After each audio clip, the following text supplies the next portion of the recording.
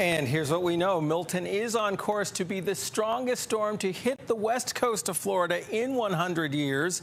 Yes, that sounds bad. It is bad. But the reality is even worse, with this storm coming less than 2 weeks after Hurricane Helene.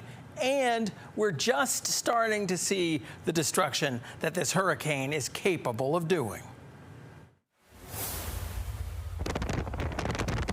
This is one of about a half-dozen tornadoes generated by the far outer bands of Hurricane Milton. There it is, it's on the ground. This is just the beginning of the effects of the massive storm. What's also beginning? Rain. Lots of it. Already enough to make flooding a risk.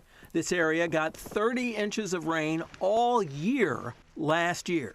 It's forecasted to get half of that amount in the next 36 hours. Some of what that means you see here. That's debris stacked up from Hurricane Helene. The rain's hard enough now to wash it down roadside gutters, but as the storm gets closer, its 100+ mile-an-hour winds will turn items of debris into shrapnel, and the water will rise and rise.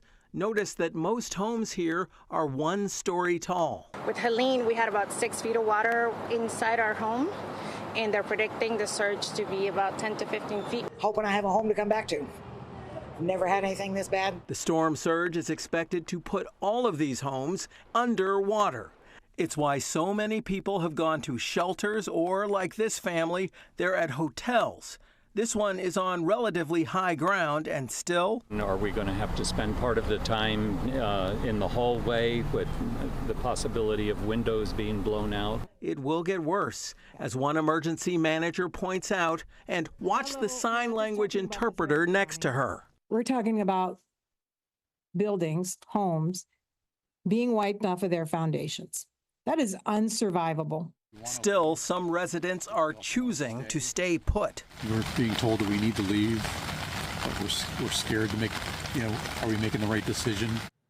Now, that is in spite of the fact that Hurricane Helene blew a destructive path through the area days ago, killing at least 227 people.